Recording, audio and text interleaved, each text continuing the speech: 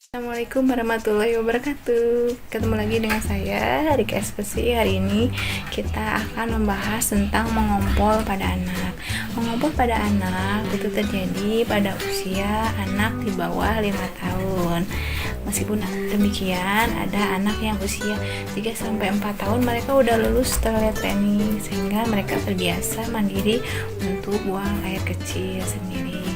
Namun 1 dari 3 anak usia di bawah 5 tahun itu mereka masih mengompol, dan hal itu masih wajar.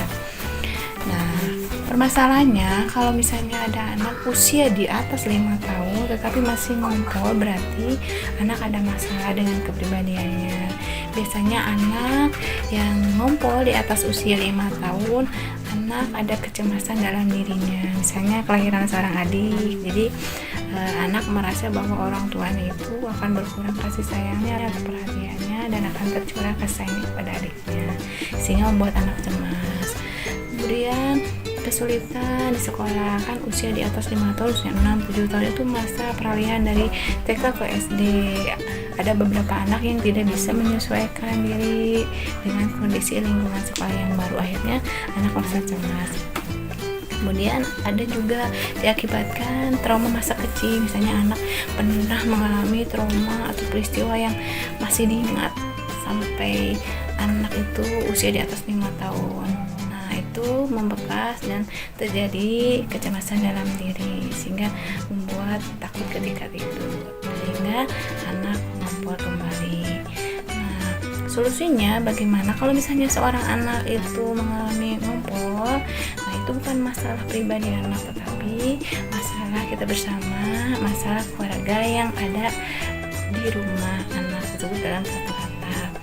Orang tua atau keluarga harus bekerja sama menyelesaikan permasalahan yang terjadi pada anak. Soalnya permasalahan yang terjadi pada anak itu diakibatkan oleh lingkungan sekitar anak berada. Nah, jika misalnya dalam 1 minggu itu biasanya anak mengompol dan anak pada malam itu tidak mengompol, angka baiknya orang tua itu memberikan apresiasi kepada anak dan memberikan pujian, memberikan kue kesukaan dia atau stiker, hebat hari ini kamu tidak ngompol, ibu yakin bahwa malam nanti kamu akan tidak ngompol lagi, misalnya seperti itu. Tapi kalau misalnya malam ini atau anak ngompol kembali, orang tua atau keluarga tidak boleh mencemoohnya atau misalnya menjelek-jelekannya, tapi berilah dukungan kepada anak itu.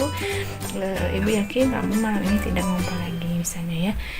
Nah, alternatif yang lain untuk mencegah atau mengurangi mengompol pada anak dengan cara anak dilibatkan untuk membersihkan atau membereskan hasil akibat ngompol anak di kasur. Misalnya jika misalnya anak ngompol nih, anak itu dilibatkan untuk membereskan atau membersihkan ompolnya bersama orang tua. Jadi anak merasa ternyata ya capek juga kalau saya mengompol untuk membersihkannya, karena kita tahu bahwa anak melakukan perbuatan negatif itu akibatkan anak tidak tahu konsekuensi atau akibat buruk yang ditimbulkan dari perbuatan negatif itu. Dengan anak dilibatkan untuk membersihkan atau merapikan kasur bekas ompolnya, anak merasa oh iya ya ternyata capek pas saya mengompol. Nah, kemudian latih anak untuk kemandirian, untuk bantu diri terhadap anaknya. Misalnya diusahakan anak untuk mandi sendiri, makan sendiri, kemudian melakukan segala sesuatu yang bisa dilakukan anak sendiri. Orang tua hanya memantau ya. Kecuali untuk hal yang berbahaya baru dibantu sama orang tua.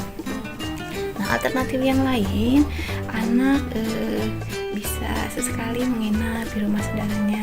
Misalnya anak kita perempuan menginap di rumah saudara yang perempuan, anak kita laki-laki menginap di rumah saudara yang laki-laki ya. Atau mungkin mengajak saudara kita untuk menginap di rumah kita dan tidur bersama anak kita.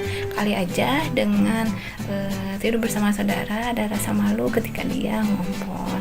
Dan satu yang penting adalah ingatkan ketika anak kita mau tidur, ingatkan untuk pipis atau buang air kecil terlebih dahulu. Ya Bunda, demikianlah informasi untuk penanganan mengurangi mengompol pada anak. Kalau misalnya pencegahan tadi udah dilakukan tetapi anak terus aja mengumpul, berarti ada masalah berat yang terjadi pada diri anak. Sebaiknya dikonsultasikan kepada psikolognya untuk diterapi lebih lanjut supaya masalahnya tidak berkelanjutan. Demikianlah informasinya, mudah-mudahan bermanfaat. Assalamualaikum warahmatullahi wabarakatuh.